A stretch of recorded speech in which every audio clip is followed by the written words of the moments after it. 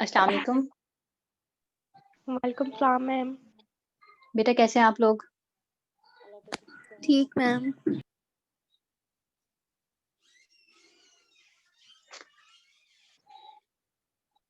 Ma'am आपसे voice आ रही है मेरी क्लियर? यस मैम क्लियर है। मैम आ रही है। मैम आ रही है। ठीक है बेटा। कोई इसके बारे में किसी ने कुछ पूछना तो नहीं है? No ma'am. मैं आपको थोड़ा सा उसके बारे में ब्रीफ कर देती हूँ। आपके दूसरे सेक्शंस को ये लग रहा था कि जैसे वो एलएमएस पे ही है। एलएमएस पे नहीं होगा, गूगल फॉर्म की फॉर्म में होगा आपका क्विज। जैसे क्लास लिंक आता है आपको जीमेल पे, वैसे ही आपका लिंक आएगा। जैसे जूम के लिए शर्त है कि आप यूएमटी आईडी से ही लॉगिन कर सकते हैं, इसी तरह से आपका जो गूगल फॉर्म है, जो आपके यूएमटी आईडीज हैं, इसी के थ्रू आपने इसको जो है वो ओपन करना है और इसी से आपने उसको सॉल्व करना है। दूसरी उससे आप उसको नहीं खोल सकेंगे। सेकेंडली ये कि उसके लिए मैंने आपको पहले भी बताया था कि 20 मिनट्स मिलेंगे। हमने इसको फ्राइडे 4:30 पे शिफ्ट कर लिया था। 4:30 अगर ये स्टार्ट होगा तो 4:50 पे एंड हो जाएगा। उस जो एलएमएस है वो आपको टाइम शो करता है कितना टाइम रह गया है, लेकिन गूगल फॉर्म पे टाइम शो नहीं होता। तो आपने खुद इसको माइंड में रखना है और टाइम से पहले जो है उसको सबमिट करा देना है।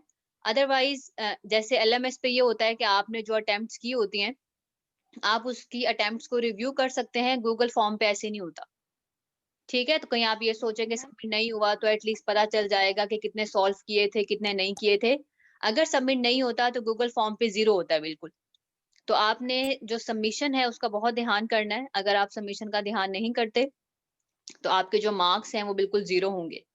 15 एमसीक्यूज हैं, 5% वेटेज है, 20 मिनट्स आपको मिलेंगे। 15 एमसीक्यूज का मतलब है कि 15 ही आपके मार्क्स हैं, क्योंकि हर एमसीक्यू का एक नंबर है। उसका लिंक आपको उसी दिन आएगा, उसी टाइम पे फॉरवर्ड होगा जिस टाइम पे आपका क्विज होगा, और उसके एग्जैक्टली 20 मिनट्स के बाद आप उसको अप्रोच नहीं कर सकेंगे।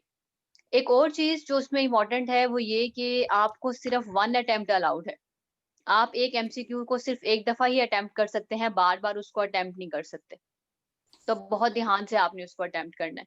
ठीक है।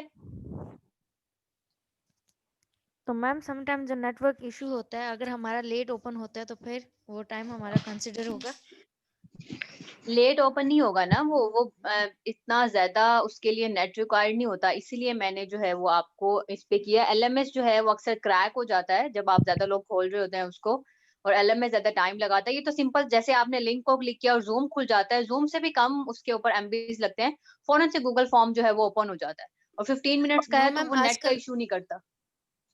आजकल ना नेटवर्क का काफी इशू आ रहा है। वाईफाई तो बिल्कुल काम ही नहीं कर रहा। नेटवर्क का काफी दिनों से इशू आ रहा है। क्लास भी बार बार डिस्कनेक्ट हो जाती है। मैं उस लिहाज मैं से आपको कह रही यही हूँ। बता रही हूँ कि जूम ज्यादा नेट रिक्वायर्ड होता है जूम के लिए। जो गूगल फॉर्म है उसके लिए ज्यादा नेट वो कंज्यूम नहीं करता, तो ज्यादा नेट रिक्वायर्ड नहीं होगा hopefully. Okay ma'am, hope for the ठीक है, बेस्ट। जिसका बीच में एकदम से चला जाता है, अगर वो रिफ्रेश करेगा तो उसको दोबारा से एक्सेस मिल जाएगी उसकी। ओके अस्सलाम वालेकुम मैम। वालेकुम अस्सलाम। मैम जैसे हम एमसीक्यूज कर रहे हैं, ये एमसीक्यूज नेक्स्ट और प्रीवियस को ऑप्शन होगा या सिर्फ जो एक करेंगे उसके बाद प्रीवियस नहीं यूज कर सकेंगे? नहीं नहीं, उसको आप आगे पीछे तो सारा देख सकते हैं ना, आगे ओके पीछे मैम। आप सारा ऐसा नहीं है कि एक आएगा तो वो गायब हो जाएगा, वो पूरा एक फॉर्म होगा, जैसे पेपर नहीं होता वैसे एक पेपर है, आप उसको आगे पीछे कर सकते हैं। लेकिन उसको अटेम्प्ट करने का, जैसे आपने सर्कल एक दफा फिल कर दिया तो आप उसको काट भी देते हैं तो वो कंसीडर नहीं होता ना, same is the case with Google form. लेकिन पूरा पेपर आपको नजर आएगा, आप उसको आगे पीछे कर सकते हैं, आप उसको देख सकते हैं आगे पीछे से सारा। ओके मैम, ओके, शुक्रिया। ठीक है, मैम सबमिशन का ऑप्शन लास्ट में आएगा, ये जैसे जैसे करते जाएंगे सेव होता जाएगा? जैसे जैसे आप उसको करते जाएंगे वो सेव होता जाएगा और फिर एंड में उसके ऑप्शन आएगा सबमिट, कि आप इसको सबमिट करा दें। जैसे आप सबमिट पे क्लिक करेंगे तो मेरे पास आपको जैसे एलएमएस पे उसी वक्त रिजल्ट मिल जाता है ना, इस पे भी आपको उसी वक्त रिजल्ट मिल जाएगा कि टोटल आपके इतने मार्क्स हैं, ठीक है, और वो सबमिट हो जाएगा। Okay ma'am, thank you. उसके एंड पे सबमिशन का ऑप्शन है, आपने उसको जो है वो सबमिट लाजमी करना है, अगर सबमिट नहीं करेंगे तो फिर उसके कोई मार्क्स नहीं है। तो अपने टाइम को नजर रखते हुए आपने पूरी कोशिश करनी है कि 450 से पहले पहले आप उसको सबमिट करा दें। मैम ठीक है, टाइमिंग अगर जैसे थोड़ी अगर हमने जल्दी कर दें। शुरू उसको 4:35 पे अगर मैंने आपको लिंक भेजा तो ऑब्वियस बात है फिर आपके पास 55 तक का टाइम होगा। मैं दोबारा से उसकी सेटिंग फिर मॉडिफाई कर दूंगी, तो जिस जब भी हम स्टार्ट करेंगे उससे एग्जैक्टली आपके पास 20 मिनट्स होंगे उसके। मैम टाइमिंग थोड़ी पहले की कर दें, मेरा एक और क्विज है वो 5 o'clock स्टार्ट होना है। बेटा आपका तो एक क्विज, लेकिन फिर हमारी क्लास है ना थेराप्यूटिक्स की। मैम मैंने 10 मैंने तो 2 to बजे रखा था, लेकिन जुम्मा है तो जुम्मे में जुम्मे की टाइमिंग्स है और फिर उसके बाद आप लोगों की क्लास है। तो आपने तो मैम या फिर 4:20 आप ऐसे टाइमिंग करते दी। कि पहले क्लास तो फिर क्विज रखते हैं, या फिर पहले क्विज ले लो उसके बाद ही। अगर मैं पहले क्विज लूंगी तो मुझे पता है कि आप लोगों से मैनेज नहीं होगा क्लास के साथ, क्योंकि क्लास मैम फिर फिर कंप्लीट नहीं हो पाएगी। मैं कोशिश करूंगी कि मैं आपकी क्लास कंप्लीट कर लूं, 5 बजे अगली क्लास होनी है ना, तो आपके पास फिर दोबारा से टाइम होगा, क्योंकि वैसे तो ये 4:30 एग्जैक्टली स्टार्ट हो जाएगा। मैं आप लोगों के लिए कह रही हूँ कि अगर 4:35 पे भी आप लोगों ने स्टार्ट किया तो फिर आपको 55 तक टाइम मिलेगा, अदरवाइज सिर्फ आपको 20 मिनट्स मिलेंगे। जब आप उससे फारिग हो जाएंगे तो 10 मिनट होंगे आपके पास, फिर आप नेक्स्ट जो क्विज है उसको अटेम्प्ट कर लीजिएगा। और वो अगर एलएमएस पे है या उसकी क्या सिचुएशन है, वो किस तरह से ले रही है आपकी मैम? मैम एलएमएस पे है एक तो। अब 4:30 वाला ही टाइम ठीक है, वही रहने दें क्योंकि 10 जी मिनट फिर हो। 4:30 है टाइम, 4:30 ही है मैम टाइम, आगे 4:30 से पीछे नहीं है। स्टार्ट होके 4:50 तक एंड हो जाएगा ना? जी एंड जी, टाइमिंग। हाँ जी, और एग्जैक्ट मैम टाइम बुक है से वो, भी उससे आएगा? उसके बाद वो 1 मिनट भी आपको शो नहीं होगा, 1 सेकंड के लिए भी शो नहीं होगा। और बुक से भी आएगा या ओनली स्लाइड्स? बेटा स्लाइड मैंने आपको पहले कहा था, थेराप्यूटिक्स आप खाली स्लाइड से नहीं पढ़ सकते, अगर आप मेरी रिकॉर्डिंग सुन लेते हैं तो आप बुक्स पे हाईलाइट कर लें उसको, तो फिर जी सारा ही है आपका वो जो भी मैंने पढ़ाया है। ठीक है, मतलब बुक से भी हम बाकी उसे मैम इसके थोड़ली लिए रीड बुक कर आपने लें? कौन सी बताई है? जी बुक आपने थॉरली रीड करनी है, साथ साथ जो भी मैंने आपको पढ़ाया है वो आपने बुक से रीड करना है। बुक जो है वो थेराप्यूटिक एक्सरसाइज है बाय किजनर। ठीक है। आपका एलएमएस अपग्रेड हो गया है, आप लोग एलएमएस पे इनरोल्ड भी हो गए हैं। आपके अभी तक के जितने भी लेक्चर्स हैं वो सारे एलएमएस पे स्टडी मटेरियल की हेडिंग में हैं, और जो आपके लेक्चर्स की जूम रिकॉर्डिंग है उसके लिंक्स आपके रिकमेंडेड रिसोर्सेज में हैं। तो अब तक के जितने भी लेक्चर्स हैं वो सारे अपडेटेड हैं, मेरे काउंसलिंग आवर्स, आपका वर्क प्लान, आपका सिलेबस, आपकी रिकमेंडेड बुक, हर चीज मूडल पे अपडेटेड है। Okay ma'am. तो आप उसको वहां से भी गो थ्रू कर सकते हैं, ठीक है। Okay ma'am, let's start today lecture. और कोई फर्दर कुछ पूछना है किसी ने? अदरवाइज फिर हम आज को जो लेक्चर है उसको स्टार्ट कर लेते हैं। No ma'am.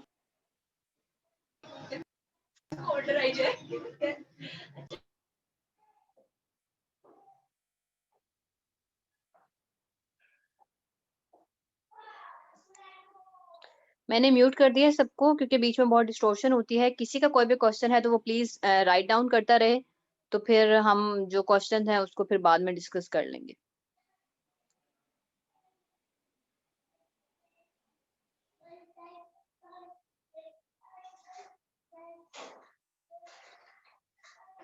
लास्ट सेक्शन में हमने रिव्यू किया था कि रेजिस्टेंस एक्सरसाइजेस क्या होती हैं। ठीक है, रेजिस्टेंस एक्सरसाइजेस को आप जो मसल परफॉर्मेंस इम्पेयर्ड हो जाती है उसके लिए कैसे इस्तेमाल कर सकते हैं।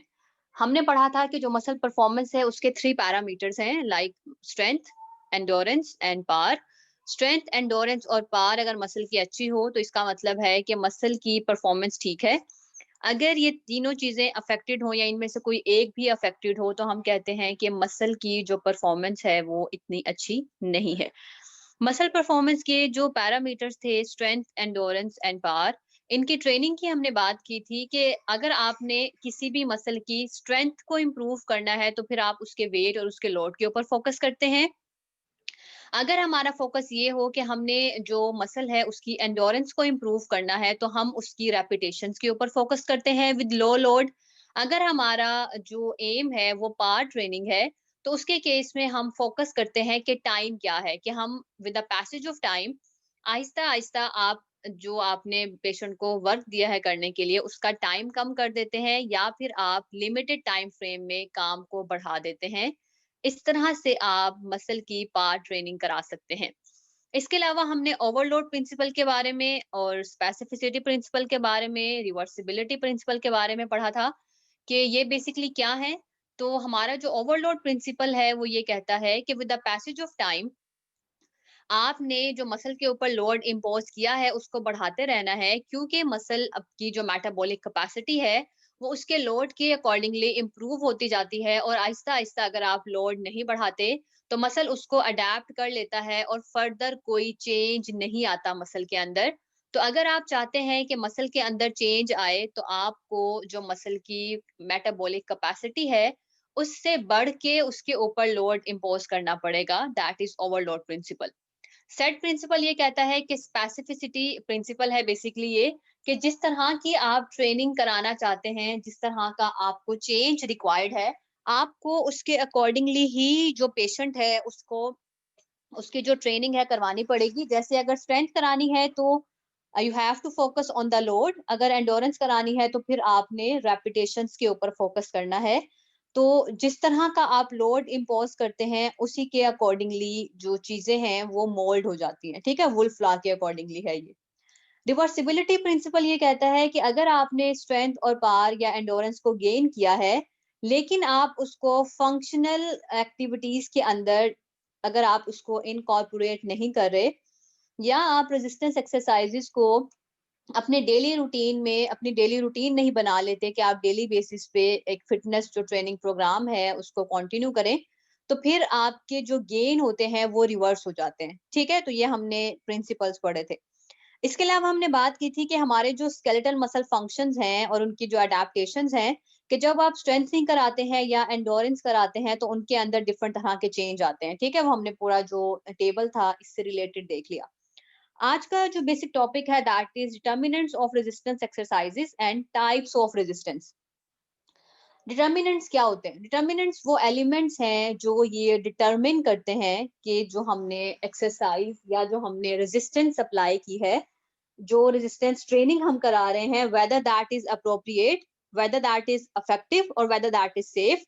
अगर एक्सरसाइज प्रोग्राम के सारे एलिमेंट्स, सारी शर्तें पूरी हो रही होंगी तो इसका मतलब है कि जो एक्सरसाइज प्रोग्राम हमने स्टार्ट किया है वो सेफ है, वो अप्रोप्रिएट भी है और वो इफेक्टिव भी है। ठीक है, जैसे हमने स्ट्रेचिंग में पढ़े थे कि स्ट्रेचिंग के कुछ डिटर्मिनेंट्स हैं, लाइक अलाइनमेंट है, स्टेबलाइजेशन है, मोड ऑफ स्ट्रेचिंग था, वॉल्यूम ऑफ स्ट्रेचिंग था। इसके अलावा हमने पढ़ा था इंटेंसिटी क्या होगी स्ट्रेचिंग की, उसकी फ्रीक्वेंसी क्या होगी।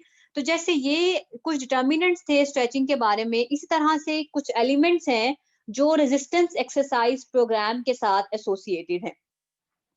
अब अगर आपने रेजिस्टेंस एक्सरसाइज प्रोग्राम को स्टार्ट कराना है उससे पहले आपको इस चीज का भी आइडिया हो, जो आपने पहले काइनी में पढ़ा है, फिट प्रिंसिपल, कि जब भी हम एक्सरसाइज या कोई भी हम रेजिस्टेंस एक्सरसाइज परफॉर्म करते हैं तो उसको हम फिट प्रिंसिपल के अकॉर्डिंगली करते हैं। F stands for frequency, I stands for intensity, T stands for time and T stands for type of exercise. कभी भी आपने कोई एक्सरसाइज अप्लाई करनी है वो फिट प्रिंसिपल के अकॉर्डिंगली होती है, ठीक है। ये भी काइनी 2 में आप लोगों ने पढ़ लिया था। अब हम इस चीज पे आ जाते हैं कि डिटर्मिनेंट्स ऑफ एक्सरसाइजेज हैं कौन कौन से। First one is alignment, second one is stabilization, third one is intensity, volume, exercise का ऑर्डर क्या होगा, उसकी कितनी फ्रीक्वेंसी है, बीच में रेस्ट इंटरवल क्यों देना है, और किस तरह की एक्सरसाइज पे कितना रेस्ट इंटरवल होता है, आपकी जो एक्सरसाइज है उसका ड्यूरेशन क्या होना चाहिए, मोड ऑफ एक्सरसाइज क्या है, आपकी जो एक्सरसाइज है उसमें पीरियोडाइजेशन है कि वो हमने उसको पीरियड्स में डिवाइड किया हुआ है या, और इसके बाद जो इंटीग्रेशन है एक्सरसाइज प्रोग्राम की वो है भी या नहीं है। तो ये मल्टीपल एलिमेंट्स हैं जो मिलकर डिसाइड करते हैं कि whether your exercise program is effective और नॉट। सबसे पहले हम बात कर लेते हैं अलाइनमेंट की, ठीक है। अलाइनमेंट और जो इफेक्टिव स्टेबलाइजेशन है दैट इज वेरी इंपॉर्टेंट। अगर आपकी पोजीशन जरा सी भी चेंज हो जाती है या आप प्रॉपर्ली अलाइन नहीं है या आप प्रॉपर्ली स्टेबलाइज नहीं है, तो क्या होता है कि आपका जो टारगेट मसल है, अब आपकी सारी जो एनर्जी है या जो सारी फोर्स है वो टारगेट मसल पे नहीं लगती बल्कि दूसरे जो सराउंडिंग मसल्स हैं वहां पे फोर्स डेसिपेट हो रही है। आपकी जो टारगेट मसल है वो प्रॉपर्ली उसकी स्ट्रेंथनिंग नहीं हो पा रही, आपका जो टारगेट मसल है उसकी जगह कोई और जो मूवमेंट्स हैं वो हो रही हैं। जैसे अगर हमने किसी स्पेसिफिक मसल ग्रुप को इफेक्टिवली स्ट्रेंथन अप करना होता है तो हम कोशिश करते हैं कि उसके जो सराउंडिंग मसल्स हैं वो उनकी मूवमेंट ना हो। अगर उनकी मूवमेंट हुई तो हमारी सारी फोर्स उनकी तरफ डायरेक्ट कर जाएगी, जिसको हम कहते हैं substitute motion. Substitute motion basically क्या होती है, ये हमारे कंपनसेटरी मूवमेंट पैटर्न्स हैं जो हमारे जो स्ट्रॉन्गर एडजेसेंट एगोनिस्ट होते हैं, जैसे जिस हम मसल को टारगेट कर रहे हैं, ऑब्वियस बात है वो वीक है तो हम उसको टारगेट कर रहे हैं, उसके जो सराउंडिंग के स्ट्रेंथेंड मसल होते हैं एगोनिस्ट, या उसके सराउंडिंग में जो फिक्सेटर्स होते हैं या साइनर्जिस्ट होते हैं, जिस मसल ग्रुप को हम टारगेट कर रहे हैं उसके अलावा जो सराउंडिंग ग्रुप ऑफ मसल्स हैं वो टारगेट हो जाते हैं, ठीक है, उन पे मूवमेंट्स आ जाती हैं, उसको हम कहते हैं सब्स्टिट्यूट मोशन। तो सब्स्टिट्यूट जो मोशंस हैं उन्हें हमने आप कहें नलिफाई करना होता है, ताकि आप जिस ग्रुप ऑफ मसल को टारगेट कर रहे हैं, जो आपका डिजायर्ड मसल है, सारे के सारे जो इफेक्ट्स हैं वो उसी डिजायर्ड मसल के ऊपर आए, ठीक है। तो सबसे पहले हम अलाइनमेंट की बात करेंगे। अलाइनमेंट में हम दो चीजें देखते हैं, alignment and the muscle action and alignment and the gravity. या तो आप अलाइनमेंट इस तरह करते हैं कि ग्रेविटी के अगेंस्ट हो, ताकि ग्रेविटी भी एक फोर्स लगाए क्योंकि हमने रेजिस्टेंस अप्लाई करनी है, ठीक है, तो फोर्स ऑफ ग्रेविटी इटसेल्फ एक रेजिस्टेंस अप्लाई करती है। सेकेंडली, इस तरह की अलाइनमेंट होती है जो हमेशा जिस मसल को आप टारगेट करते हैं उसके मसल फाइबर्स की ओरिएंटेशन और उसके जो एंगल ऑफ पुल है या जो लाइन ऑफ पुल होता है उस मसल का, उसके अकॉर्डिंगली होता है। तो प्रॉपर अलाइनमेंट जो है वो हम हमेशा डायरेक्शन ऑफ मसल फाइबर्स और जो लाइन ऑफ पुल है उस मसल का जिसको हमने स्ट्रेंथनिंग करनी है उसके अकॉर्डिंगली करते हैं, या फिर हम अलाइनमेंट करते हैं ग्रेविटी के रिस्पेक्ट में। अब सिंपल बात है, अलाइनमेंट और मसल एक्शन क्यों इंपॉर्टेंट है, इसमें क्या एग्जांपल है। हम एग्जांपल ये दे सकते हैं कि जैसे ग्लूटियस मीडियस की हमने स्ट्रेंथनिंग करनी है। Gluteus medius is the hip abductor, और हमेशा आप सबको पता है स्ट्रेंथनिंग ऐसे होती है कि हम जो मसल है उसके फंक्शन को अगर हम रेजिस्ट करें, तो अगर उसके फंक्शन को हम रेजिस्ट करते हैं तो इस तरह से वो मसल जो है उसकी कॉन्ट्रैक्शन इनिशिएट होती है और इस तरह से उसकी स्ट्रेंथनिंग हो जाती है, ठीक है। फॉर एग्जाम्पल, हमने ग्लूटियस मीडियस की स्ट्रेंथनिंग करनी है, ठीक है। अगर आपने ग्लूटियस मीडियस की स्ट्रेंथनिंग करनी है तो ये जरूरी है कि आपका हिप एक्सटेंडेड हो। हिप एक्सटेंडेड है, आपने जो है वो मैनुअल रेजिस्टेंस अप्लाई की है, आप पेशेंट को कहते हैं कि लेग्स को अपार्ट करें, ठीक है। इस तरह से जो फोर्स होगी वो स्पेसिफिकली ग्लूटियस मीडियस के ऊपर जाएगी। लेकिन अगर आप हिप की एबडक्शन भी करा रहे हैं, ठीक है, लेकिन साथ में आपने हिप को फ्लेक्स किया हुआ है, हिप को अगर आप फ्लेक्स करेंगे तो क्या होगा, टेंसर फेशियल लैटा पे सारी फोर्स चली जाएगी, तो ग्लूटियस मीडियस तो स्ट्रेंथन नहीं होगा। क्यों? क्योंकि टेंसर फेशियल लैटा जो है वो हिप का एबडक्टर भी है लेकिन साथ में हिप का फ्लेक्सर भी है। जब आप हिप को फ्लेक्स करेंगे तो टेंसर फेशियल लैटा एक्टिवेट हो जाएगा। अगर आप हिप को एक्सटेंड करके एबडक्शन कराएंगे तो सारी की सारी जो फोर्स है या जो कॉन्ट्रैक्शन इनिशिएट होगी वो आपके ग्लूटियस मीडियस पे होगी। आप लोगों ने एमएमटीज पढ़ी हैं, आप लोगों ने इसमें पढ़ा है कि मसल्स आइसोलेट भी हो सकते हैं।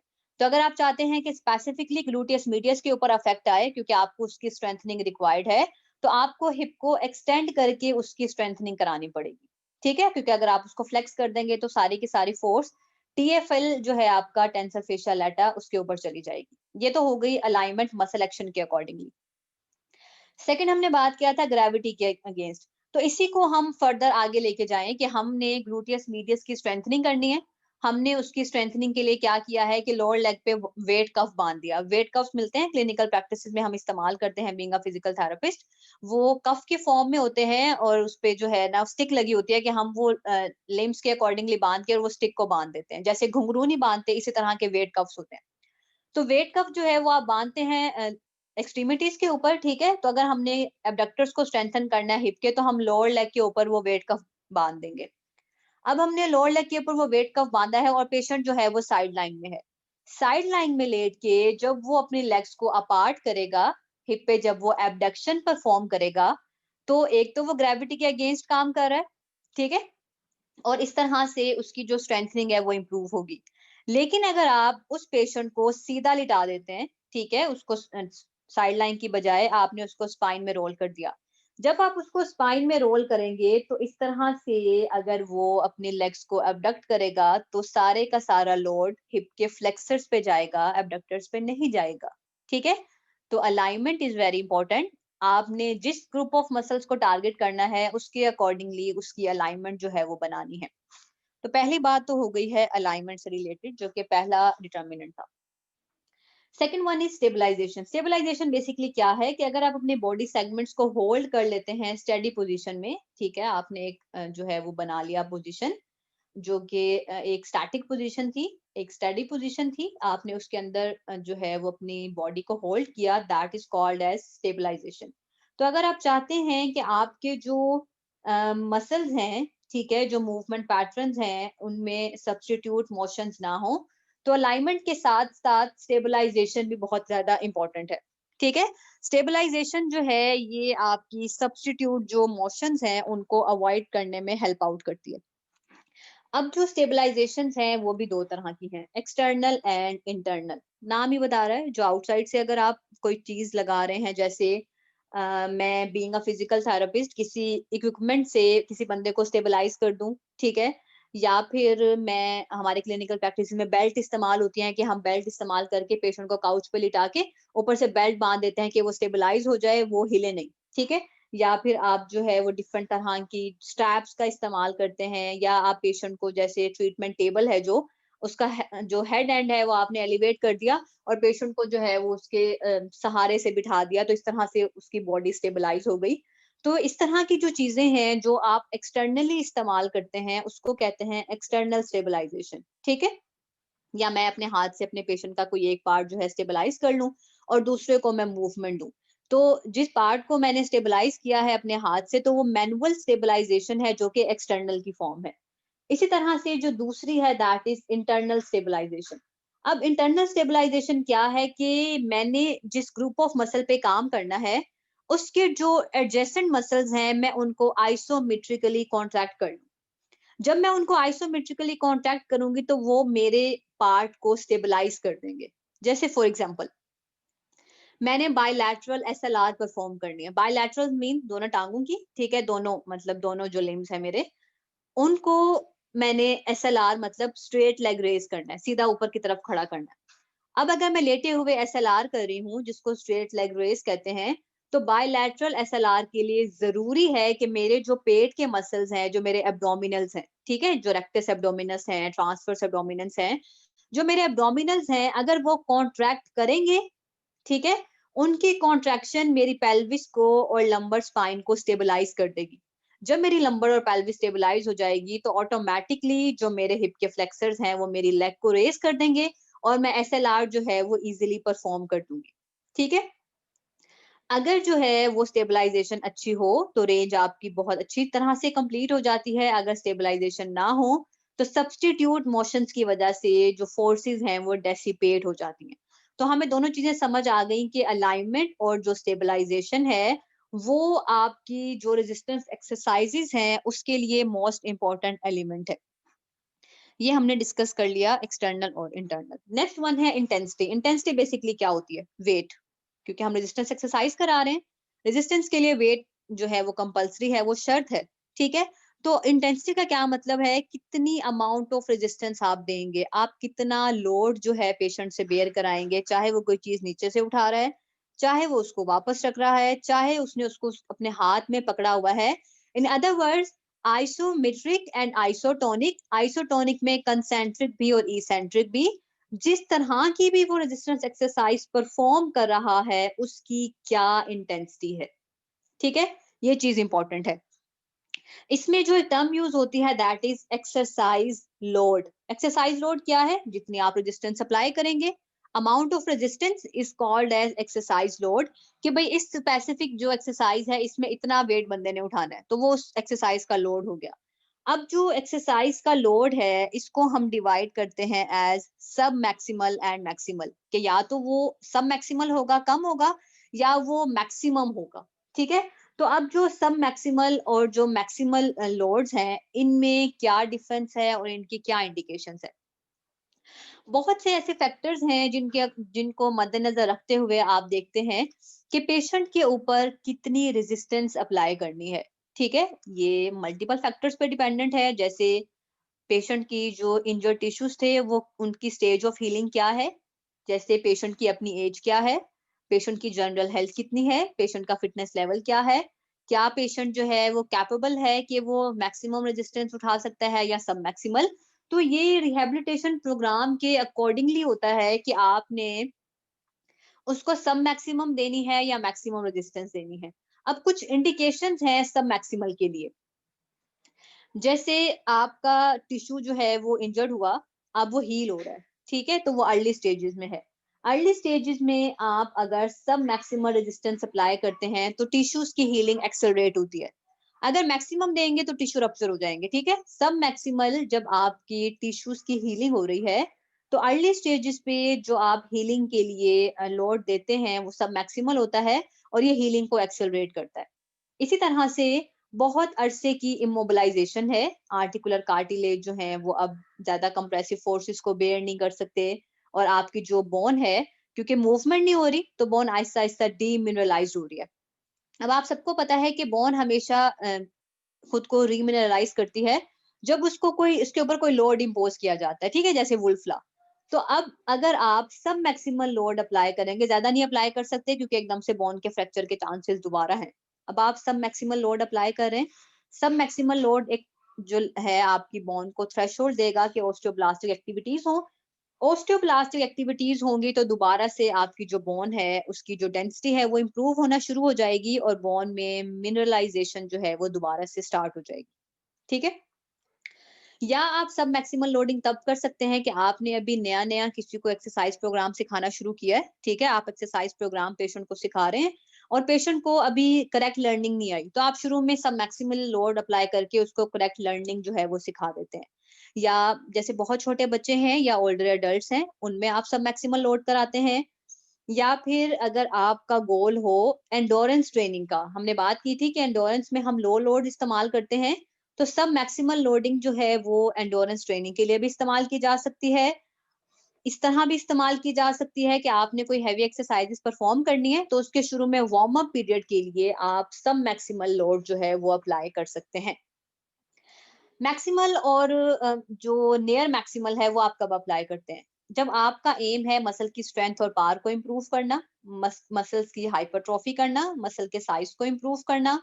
आपका प्रोग्राम ये है कि एक जो है वो हैवी वेट चैंपियन है, वो अपनी मसल मास को बिल्ड करना चाहता है, वो जो है वो कॉम्पिटेटिव वेट लिफ्टर है, उस केस में आप मैक्सिमम से मैक्सिमम लोड उसको देंगे। आप चाहते हैं कि पेशेंट को कोई पैथोलॉजी नहीं है, ठीक है, एक कंडीशनिंग प्रोग्राम में वो खुद को इनकॉर्पोरेट जो है वो ऐड ऑन कर रहा है, तो उस केस में आप जो है वो मैक्सिमल रेजिस्टेंस जो है वो अप्लाई कर सकते हैं। तो अब बात हो गई सब मैक्सिमल और मैक्सिमल जो लोडिंग है वो कब कब अप्लाई हो सकती है। एक और चीज जो इंपॉर्टेंट है that is repetition maximum. Repetition maximum वही चीज है जो आप लोगों ने काइनेजोलॉजी में भी पढ़ी थी कि रेपिटेशन मैक्सिमम इस चीज को कहते हैं कि greatest amount of weight a muscle can move through the full available ROM with control a specific number of times before fatiguing. ठीक है, रेपिटेशन मैक्सिमम बेसिकली क्या है कि आपके मसल की ये कैपेबिलिटी कि वो मैक्सिमम लोड को, देखें हर मसल की अपनी कैपेसिटी होती है, तो आपके मसल की ये कैपेसिटी कि वो अपना मैक्सिमम लोड जो है वो कितने टाइम के लिए उठा सके, ठीक है, इस तरह से वो उठा सके मैक्सिमम लोड को कि उसकी मूवमेंट कंप्लीट भी हो जाए, जो उसके जॉइंट पे अवेलेबल रेंज ऑफ मोशन है वो कंप्लीट भी हो जाए, वो जितनी दफा उसको कंप्लीट करना चाहे कंप्लीट कर ले विदाउट फटीगिंग। जैसे आपने इसमें पढ़ा था 1 repetition maximum, 10 repetition maximum, 20 repetition maximum, DeLorme की टेक्निक्स भी हम लोगों ने पढ़ी थी। तो उसमें क्या होता है बेसिकली कि आपके अगर मसल में ये कैपेसिटी है कि वो मैक्सिमम लोड को through out full range of motion with smooth movement, ठीक है, अगर वो 10 टाइम्स उठा लेता है तो वो उसकी 10 रेपिटेशन मैक्सिमम है, अगर वो 5 टाइम्स उठा लेता है तो वो उसकी 5 टाइम रेपिटेशन मैक्सिमम है। तो रेपिटेशन मैक्सिमम जो है दैट इज इंपॉर्टेंट। अब दो रीजंस हैं जिनकी वजह से हम हर मसल की रेपिटेशन मैक्सिमम को पहले डिटरमिन करते हैं। पहली चीज क्या है कि हमें पता चल जाए कि जिस मसल को हमने टारगेट किया हुआ है उसकी डायनामिक स्ट्रेंथ क्या है, ठीक है, बेस लाइन मेजरमेंट हमें मिल जाती है ताकि हम डॉक्यूमेंट कर सकें कि बेसिकली जो डायनामिक स्ट्रेंथ है मसल की वो क्या है, और हमें अंदाजा हो कि एक्सरसाइज इंड्यूस जो इम्प्रूवमेंट है स्ट्रेंथ में वो कितनी आई है उसके बाद, ठीक है। जैसे अगर हमने देखा कि पहले पेशेंट 10 kg तक उठा सकता था, ये उसकी रेपिटेशन मैक्सिमम थी, फिर जब हमने उसको स्ट्रेंथ ट्रेनिंग कराई है तो उसके बाद वो आराम से 15 भी उठा लेता है। तो जब तक हमने पहले बेस लाइन मेजरमेंट नहीं की होगी, बिफोर आफ्टर का ट्रीटमेंट हम नहीं दे सकते, ट्रीटमेंट का कोई बेहतर इफेक्ट आया भी है कि नहीं आया, ठीक है। तो बेस लाइन मेजरमेंट के लिए रेपिटेशन मैक्सिमम करना बहुत जरूरी है। सेकेंडली ये देखने के लिए कि इनिशियली एक्सरसाइज लोड क्या था, ठीक है, ताकि हमें आइडिया हो कि इनिशियली हमने कितना एक्सरसाइज का लोड पेशेंट के मसल के ऊपर डालना है, ठीक है, क्योंकि हम लोड हमेशा मसल की कैपेसिटीज के अकॉर्डिंगली डालते हैं। फिर आहिस्ता आहिस्ता जब मसल उसका अकस्टम्ड हो जाता है फिर हम और ज्यादा लोड बढ़ा देते हैं, फिर जब मसल उसको अकस्टम कर लेता है फिर हम नेक्स्ट पे मूव करते हैं। तो इसी वजह से रेपिटेशन मैक्सिमम जो है वो, ये दो रीजंस हैं जिसकी वजह से डिटरमिन करना बहुत जरूरी है। नेक्स्ट वन इज वॉल्यूम, कि बेसिकली जो वॉल्यूम है वो क्या है। जब भी हम रेजिस्टेंस ट्रेनिंग प्रोग्राम कराते हैं तो वॉल्यूम ऑफ एक्सरसाइज हम देखते हैं। वॉल्यूम ऑफ एक्सरसाइज बेसिकली क्या है, रेपिटेशंस, सेट्स, इंटेंसिटी, इन सबको अगर आप सम अप कर दें तो ये हमारा वॉल्यूम है, ठीक है, summation of total number of repetitions and set of a particular exercise during a single exercise session times the intensity of the exercise, ठीक है, कि सेट कितने रिक्वायर्ड हैं, इंटेंसिटी क्या होगी, क्या उसकी रेपिटेशंस होगी। अब ये जितनी भी चीजें हैं, फ्रीक्वेंसी, इंटेंसिटी और सेट्स, ये सारे आपस में इनवर्स रिलेशनशिप में हैं। क्या मतलब, अगर आप एक एक्सरसाइज के 3 सेट्स करा रहे हैं, ठीक है, इसका मतलब है नंबर ऑफ सेट्स कम है, ठीक है, 2 और 3 सेट्स जो है नंबर ऑफ सेट्स कम है, तो आप एक्सरसाइज को 10 टाइम्स या 15 टाइम्स भी रिपीट करा देते हैं रेपिटेशंस में, ठीक है। जैसे एक सेट है उसमें 10 टाइम्स रिपीट करना है, फिर रेस्ट देना है, फिर जो सेकंड सेट है उसमें 10 टाइम्स रिपीट करना है, फिर रेस्ट देना है। अगर सेट्स कम होते हैं तो रेपिटेशन ज्यादा होती हैं, both are inverse relationship with each other. अगर सेट्स ज्यादा होते हैं, लाइक आपने सेट्स बना दिए हैं 7 8 9 10 सेट्स आपने बना दिए हैं, तो रेपिटेशंस कम हो जाएंगी 3 4 3 4, ठीक है। तो जैसे जैसे सेट्स बढ़ते जाते हैं वैसे वैसे रेपिटेशंस कम होती जाती हैं। अगर रेपिटेशन ज्यादा है तो सेट्स कम हो जाएंगे। इसी तरह से इंटेंसिटीज पे भी है, अगर इंटेंसिटी बहुत ज्यादा है तो रेपिटेशंस कम, अगर इंटेंसिटी कम है तो रेपिटेशन ज्यादा। तो ये जो तीनों चीजें हैं ये आपस में एक दूसरे के साथ इनवर्स रिलेशनशिप में काम करती हैं, ठीक है। नेक्स्ट वन है एक्सरसाइज का ऑर्डर। एक्सरसाइज ऑर्डर से क्या मुराद है, अब जो वॉल्यूम वाली चीज थी उसमें मैंने इससे आपको दोबारा नहीं बताया, चीजें बार बार रिपीट हो गई हैं कि अगर स्ट्रेंथ को इम्प्रूव करना है तो फिर हम इंटेंसिटी ज्यादा करते जाएंगे, और अगर हमने एंडोरेंस को इम्प्रूव करना है तो हम रेपिटेशन ज्यादा करते जाएंगे। तो एक्सरसाइज की ट्रेनिंग के अकॉर्डिंगली हम जो वॉल्यूम है उसको चेंज करते रहते हैं हर एक्सरसाइज के अंदर, ठीक है। अच्छा, नेक्स्ट वन है एक्सरसाइज ऑर्डर। एक्सरसाइज ऑर्डर का क्या मतलब है, ऑर्डर मीन सीक्वेंस, किस सीक्वेंस के अंदर आप एक्सरसाइज को परफॉर्म कराएंगे, ठीक है। तो जब भी हम एक्सरसाइज कराते हैं पहले हम लार्जर मसल ग्रुप की एक्सरसाइज कराते हैं और फिर हम स्मॉलर जो मसल ग्रुप्स हैं उनके ऊपर जाते हैं। इसी तरह से पहले हम मल्टी जॉइंट एक्सरसाइज कराते हैं और फिर हम सिंगल जॉइंट एक्सरसाइज कराते हैं। या फिर कभी भी आपने इंटेंसिटी एक्सरसाइज करानी हो तो शुरू में पहले वार्म अप होता है, ठीक है? वार्म अप शुरू में होगा तो क्या है, ये सीक्वेंस है कि पहले आपने वार्म अप किया, फिर आपने एक्सरसाइज की, फिर आपका कूल डाउन पीरियड आ गया, तो ये भी एक्सरसाइज का एक ऑर्डर है। तो एक्सरसाइज जो है वो हमेशा एक ऑर्डर में की जाती है, ठीक है? तो एक्सरसाइज ऑर्डर की भी बात होगी। नेक्स्ट वन है फ्रीक्वेंसी। फ्रीक्वेंसी का क्या मतलब है? Number of exercise session per day और पर वीक, कि एक दिन में कितने सेशन होंगे एक्सरसाइज के और पर वीक कितने सेशंस होंगे, इसको हम कहते हैं कि ये फ्रीक्वेंसी है। कभी कभी हम कहते हैं कि आपने डेली एक्सरसाइज करनी है, कभी हम ये कहते हैं कि आपने जो है एक दिन छोड़ के एक्सरसाइज करनी है, कभी हम कहते हैं कि 5 days a week are more than enough. जो हमारी जिम ट्रेनिंग में होते हैं या वेट बेयरिंग में होते हैं या फिटनेस प्रोग्राम में होते हैं, उनको हम कहते हैं 6 days अ वीक करनी है। तो फ्रीक्वेंसी जो है वो पेशेंट के अकॉर्डिंगली, पेशेंट के गोल्स के अकॉर्डिंगली, पेशेंट के हेल्थ स्टेटस के अकॉर्डिंगली, पेशेंट के रिहैब प्रोग्राम के अकॉर्डिंगली आप मॉडिफाई करते हैं, ठीक है?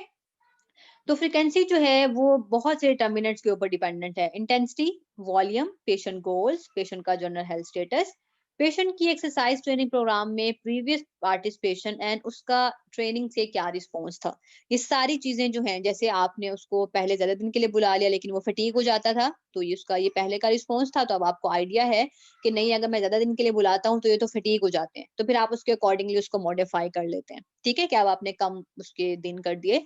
तो ये वाली जो सारी चीजें हैं ये फ्रीक्वेंसी के अंदर आती हैं।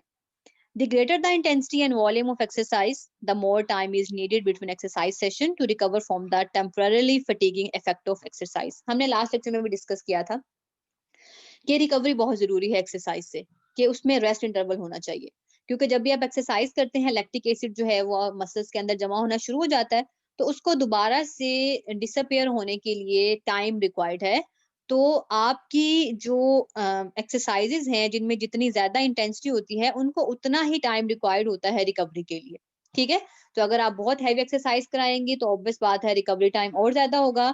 अगर लो इंटेंसिटी की होंगी तो रिकवरी टाइम जो है वो कम होगा, ताकि मसल जो है वो दोबारा से अपनी ओरिजिनल स्टेट में आ सके, उसके ऊपर जो फटीग के इफेक्ट हैं उसको कम किया जा सके। A frequency of 2 to 3 times per week, every other day or up to 5 exercise sessions per week is common, ठीक है? ये हमारी कॉमनली क्लिनिकल प्रैक्टिसेस में चलता है। नेक्स्ट वन है ड्यूरेशन। ड्यूरेशन बेसिकली क्या है? टोटल जो एक्सरसाइज का प्रोग्राम है वो कितने महीनों और कितने हफ्तों तक चलेगा, ठीक है? डेली बेसिस पे क्या सेशन होंगे वो फ्रीक्वेंसी होती है। कितने अरसे तक ये एक्सरसाइज चलेगी वो उसका पूरा ड्यूरेशन है, कि वो वीक्स में है या वो मंथ्स में है, ठीक है? अगर आप चाहते हैं कि आपके मसल्स या आपकी जो जो भी एक्सरसाइज प्रोग्राम है वो मसल्स पे तो अफेक्ट कर रहा है, लेकिन जो उस मसल की सप्लाई है उसको भी जो है वो अफेक्ट कर रहा है और उसमें न्यूरल अडेप्टेशंस हो और बड़े अच्छे रिजल्ट्स आए, एक्शन पोटेंशियल जो है वो और ज्यादा जनरेट हो, तो न्यूरल अडेप्टेशंस के लिए रेजिस्टेंस एक्सरसाइज प्रोग्राम कम से कम 2 to 3 वीक्स आपने करानी होती है। ये कम से कम है, ठीक है? इतने में रिस्पॉन्स आना शुरू होता है न्यूरल अडेप्टेशंस का।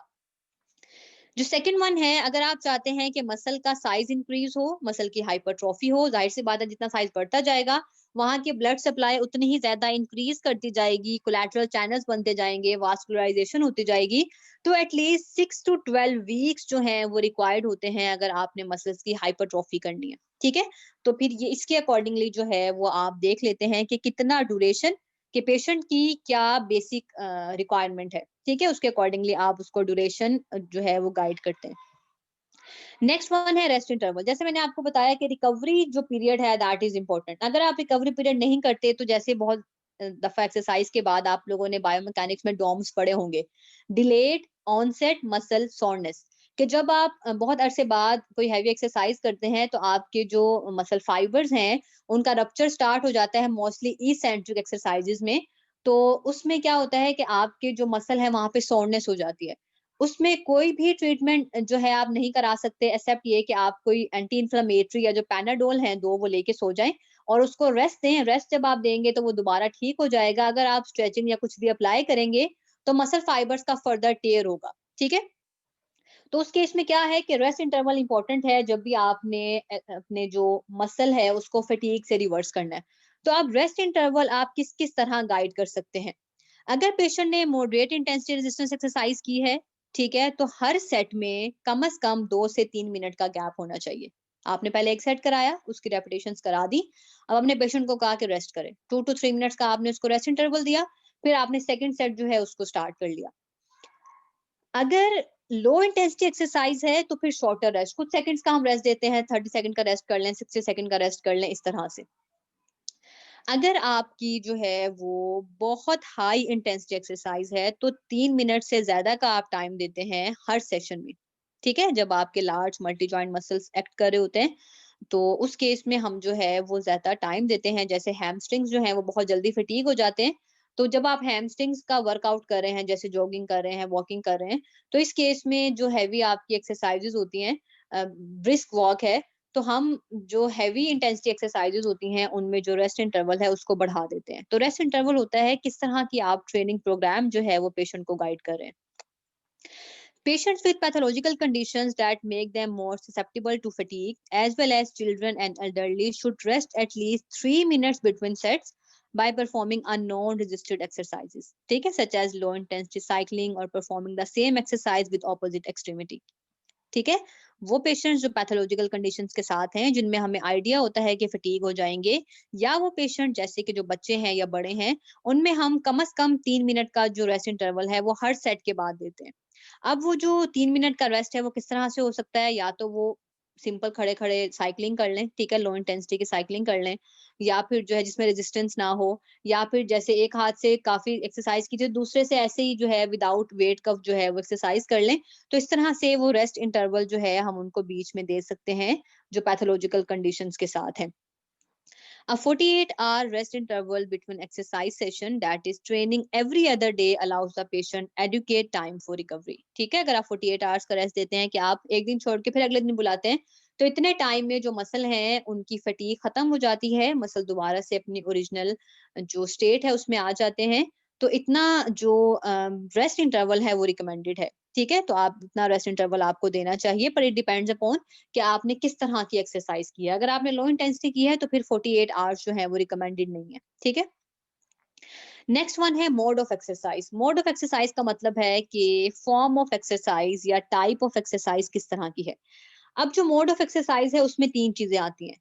आपने किस तरह की कॉन्ट्रैक्शन कराई है मसल की, आपने किस पोजीशन में एक्सरसाइज कराई है, और जो आपने पेशेंट को रेजिस्टेंस दी थी वो किस फॉर्म में थी। फॉर एग्जांपल, टाइप की क्या बात है, जैसे आपने मसल को आइसोमेट्रिकली कॉन्ट्रैक्ट कराया है, या आपने उसको आइसोटोनिकली कॉन्ट्रैक्ट कराया है, या आपने उसको आइसोकाइनेटिकली कॉन्ट्रैक्ट कराया। आपने इनके डिफरेंस पढ़ लिए होंगे। Isometric mean same length, isotonic mean same tone, isokinetic mean same velocity के साथ, ठीक है। तो मसल कॉन्ट्रैक्शन किस तरह की थी, एक तो पहली बात ये देख लिया आपने मोड ऑफ एक्सरसाइज में। फिर आपने जो भी कॉन्ट्रैक्शन कराई है वो आपने वेट बेरिंग में कराई है या नॉन वेट बेरिंग में कराई है, कि पेशेंट खड़ा है, बैठा है, वेट बेरिंग में है, या लेटा हुआ है, नॉन वेट बेरिंग में है। तो ये चीज बहुत इंपॉर्टेंट है, ये भी मोड ऑफ एक्सरसाइज में आती है। या फॉर्म ऑफ रेजिस्टेंस, कि वो बीइंग अ फिजिकल थेरेपिस्ट आपने मैनुअली दी है या आपने किसी मशीन से अप्लाई की है, दैट इज मैकेनिकल। आपने जो लोड दिया है वो कांस्टेंट है through out the range of motion, या वेरिएबल है कि कहीं पे ज्यादा है कहीं पे कम है, ठीक है। आपने जो बॉडी है वो पार्शियल वेट बेरिंग में है या कंप्लीट वेट बेरिंग में है, या जो है वो नॉन वेट बेरिंग में है। तो ये वाली जो सारी चीजें हैं इसको मोड ऑफ एक्सरसाइज कहते हैं, कि एक्सरसाइज का क्या फॉर्म है, किस तरह से आपने जो एक्सरसाइज है उसको परफॉर्म कराया। जो नेक्स्ट इसमें जो एक चीज आती है और that is range of motion, कि आपने रेंज कितनी रखी है मूवमेंट की। क्या जो लोड है वो फुल रेंज ऑफ मोशन में जो है पेशेंट को मिल रहा है, या हाफ रेंज ऑफ मोशन में मिल रहा है। अगर फुल रेंज ऑफ मोशन में मिलेगा तो फुल आर्क एक्सरसाइज होगी, आर्क ARC, ठीक है। अगर फुल रेंज ऑफ मोशन में लोड है तो वो फुल आर्क है। अगर कुछ जो रेंज ऑफ मोशन है उसके किसी पार्ट में सिर्फ आप लोड अप्लाई करते हैं, उसके बाद आप लोड नहीं अप्लाई करते, तो वो शॉर्ट आर्क है, ठीक है। तो रेंज ऑफ मूवमेंट जो है ये भी मोड ऑफ एक्सरसाइज जो है वो इसके अंदर आती है।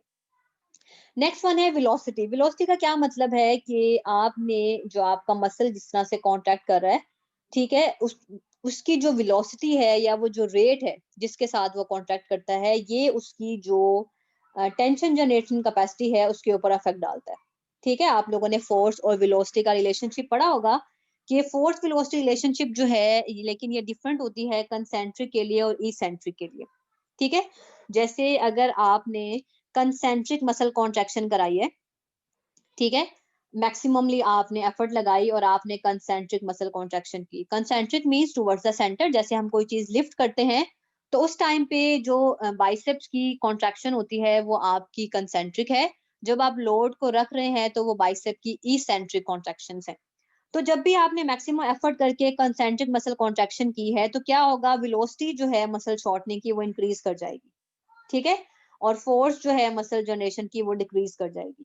तो बेसिकली जो फोर्स वेलोसिटी रिलेशनशिप है ये वेलोसिटी ऑफ एक्सरसाइजेज में इंपॉर्टेंट है कि जितनी ज्यादा फोर्स लगती है फिर उतनी जो शॉर्टनिंग है या जो लेंथनिंग है ये डिफरेंट हो जाती है फिर कंसेंट्रिक में और इसेंट्रिक में। तो फोर्स वेलोसिटी रिलेशनशिप आप लोगों ने पहले भी पढ़ा होगा बायोमैकेनिक्स में। नेक्स्ट वन है periodisation and variation of training.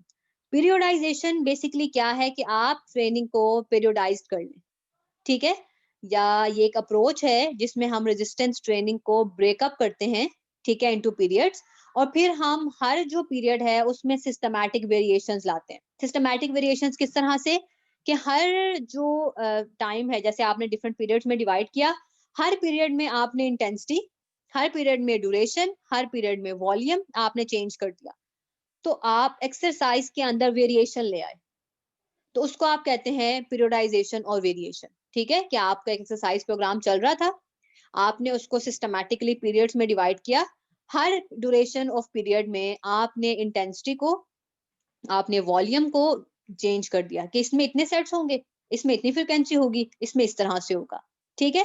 तो ये जो बेसिकली आपने किया है इसमें क्या होता है कि आप जो है इस तरह से आप इसको ये भी कह सकते हैं कि ओवरलोड प्रिंसिपल के अकॉर्डिंगली भी है ये कि आप हर चीज में रेपिटेशंस और जो बाकी चीजें हैं उसको चेंज करते रहें।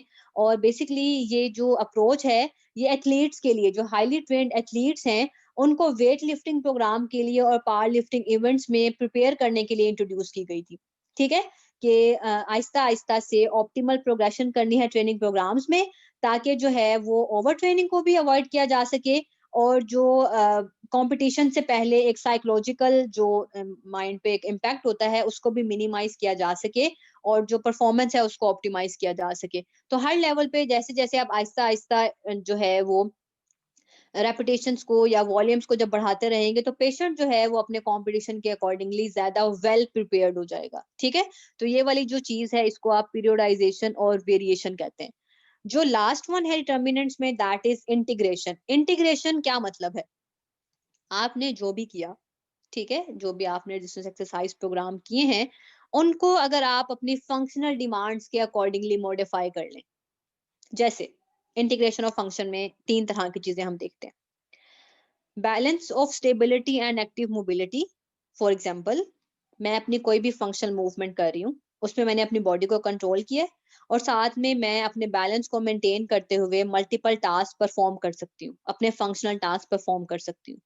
जैसे मैंने किसी हैवी वेट को उठाना है, लेकिन हैवी वेट को उठाते हुए मैंने अपना ट्रंक भी इरेक्ट रखा है, सीधा रखा है, और अपने स्पाइन को भी स्टेबलाइज कर लिया है, तो ये क्या है, हाथ में वेट है तो रेजिस्टेंस एक्सरसाइज है, ठीक है। लेकिन मेरी नॉर्मल प्रैक्टिस में मैं किसी भी चीज का वेट उठा के कहीं पे भी रख रही हूँ, लेकिन साथ में मैं अपना बैलेंस भी मेंटेन कर रही हूँ और मैं अपना जो स्पाइन है उसको स्टेबलाइज भी कर रही हूँ और मेरे हाथ में वेट भी है। तो ये क्या हुआ, ये रेजिस्टेंस एक्सरसाइज को आपने अपनी फंक्शनल एक्टिविटीज में इनकॉर्पोरेट कर लिया। तो दैट इज बेसिकली इंटीग्रेशन। कि रेजिस्टेंस एक्सरसाइज अगर आप सिखा रहे हैं तो उसको इंटीग्रेट करना भी जरूरी है कि आप अपनी फंक्शनल डिमांड के अकॉर्डिंगली अपनी एक्सरसाइज को रेप्लिकेट कर लें। आम रूटीन में किसी जिम में जाके वेट लिफ्ट करना और प्रॉपर ट्रेनिंग करने से बेहतर है कि जब आपने सब कुछ कर लिया तो घर में छोटी मोटी चीजें यहाँ से उठा के वहां रख देना, उसमें अपना पोस्चर का ख्याल रखना, उसको फंक्शनल एक्टिविटीज में इंटीग्रेट करना। तो ये बेसिकली इंटीग्रेशन ऑफ एक्सरसाइज है, ठीक है। इसी तरह से जो स्ट्रेंथ, पावर, एंडोरेंस है उसको बैलेंस करना कि जो हमारे डेली एक्टिविटीज की टास्क हैं, हमारे ऑक्यूपेशनल टास्क हैं, हमारे जो रिक्रिएशनल एक्टिविटीज है, जैसे हम बाहर जाते हैं, इनमें हमारी स्ट्रेंथ भी रिक्वायर्ड है, हमारी पावर भी रिक्वायर्ड है, हमारी एंडोरेंस भी रिक्वायर्ड है। तो अगर हम ये सब चीजें करते रहेंगे तो ये भी इंटीग्रेशन है। इसी तरह से ऐसी मूवमेंट्स, ठीक है, कि हमारी जो टास्क स्पेसिफिक मूवमेंट पैटर्न्स हैं उनको हम रेजिस्टेंस एक्सरसाइजेस के अंदर इनकॉर्पोरेट करें। जैसे अगर हम एक्सरसाइज प्रोग्राम को स्ट्रेंथनिंग करते हैं आइसोलेटेड मसल ग्रुप्स की या फिर कंबाइंड पैटर्न्स में, तो हम क्या करें, हम जो एक्टिविटीज अपने डेली बेसिस के कर रहे हैं, तो उन्हीं चीजों को हम डायगोनल पैटर्न्स में भी करें। ठीक है? कि आपकी जो घर की कोई चीज़ है, होम सेटिंग है या आपके घर की कोई फंक्शनल एक्टिविटीज़ हैं, जैसे पुशिंग है, पुलिंग है, लिफ्टिंग है, होल्डिंग है, ये सारी वो चीज़ें हैं जिनमें रेजिस्टेंस भी आती है। जब आप किसी चीज़ को पुश करते हैं तो आपको फोर्स लगानी पड़ती है, फोर्स लगाते हैं तो मसल्स कॉन्ट्रैक्ट करते हैं।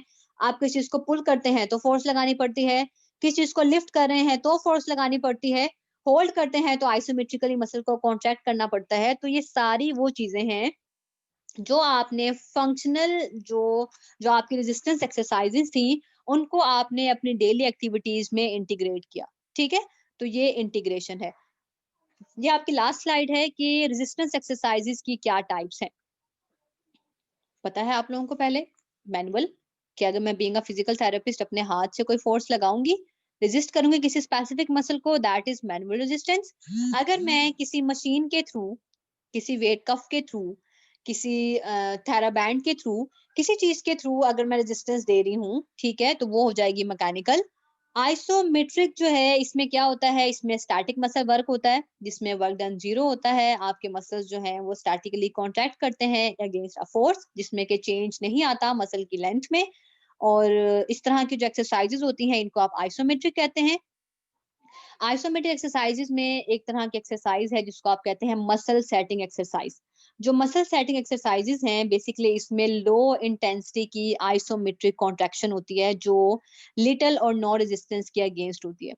बेसिकली जो मसल सेटिंग एक्सरसाइजेज हैं ये हम पेन रिलीफ के लिए और स्पैज्म के लिए करते हैं कि जब स्पैज्म है तो रिलैक्सेशन को प्रमोट करने के लिए और सर्कुलेशन इंप्रूव करने के लिए हम मसल सेटिंग एक्सरसाइज कराते हैं। और मोस्ट कॉमन जो मसल सेटिंग एक्सरसाइजेज हैं ये हमारे क्वाड्रिसेप्स की और ग्लूटियल मसल्स की होती हैं। इनको कैसे परफॉर्म करते हैं ये हम इंशाल्लाह जो प्रैक्टिकल पॉइंट ऑफ व्यू है उसमें देख लेंगे।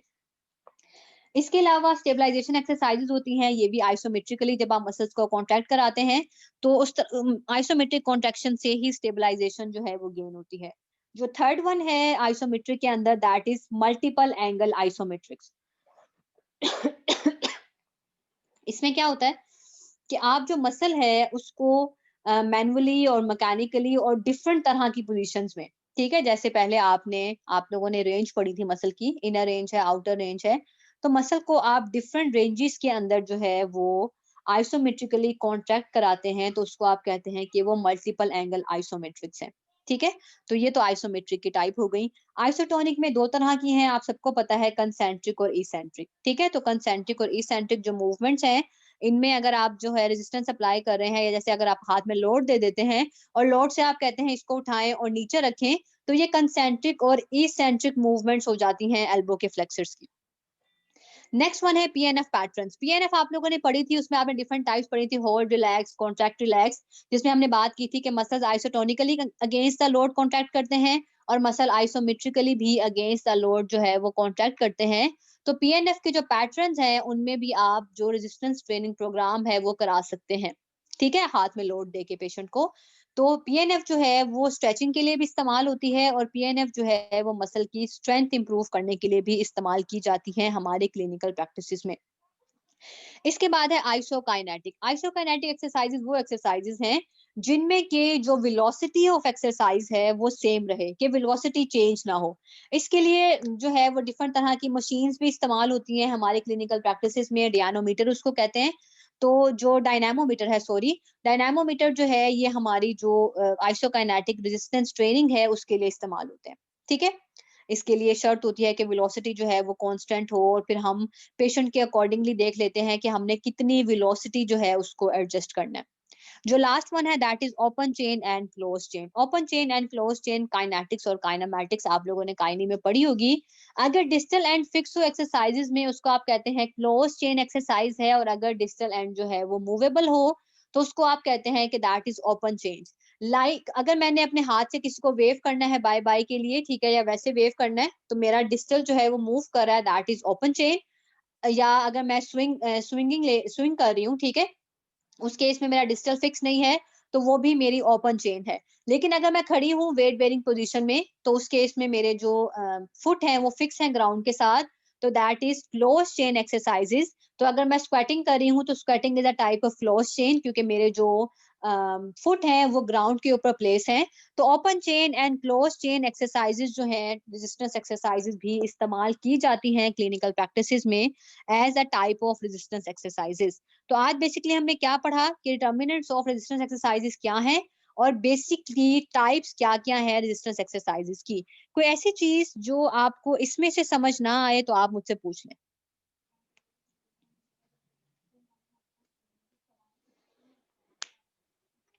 है ऐसी कोई चीज जो इसमें आपके लिए न्यू हो, जो आपको समझ ना आई हो?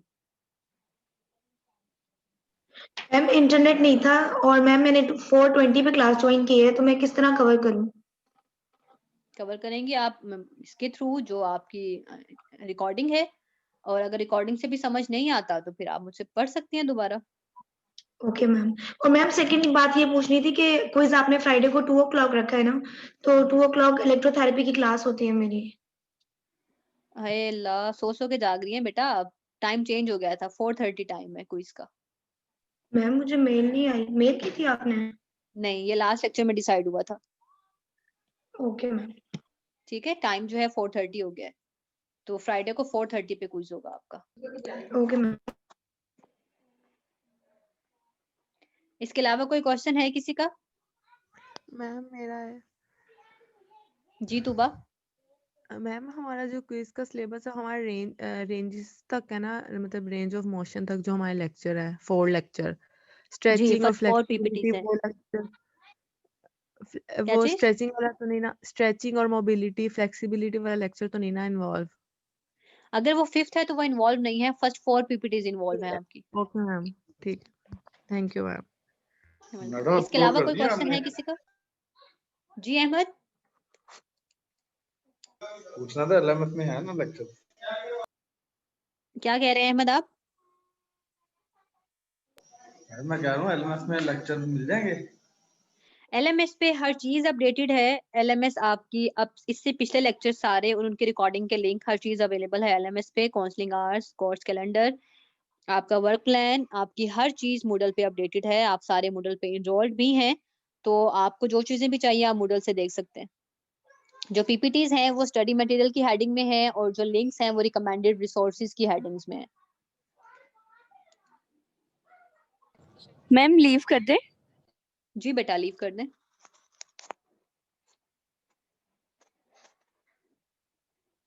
किसी का कोई क्वेश्चन है तो पूछ ले, अदरवाइज फिर मैं अभी मीटिंग एंड कर रही हूँ।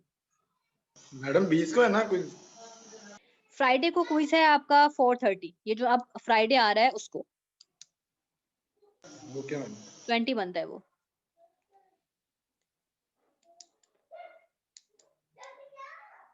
इसके अलावा कोई क्वेश्चन है किसी का?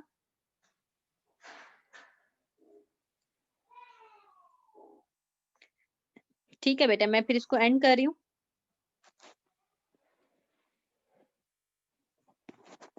ओके, अल्लाह हाफिज।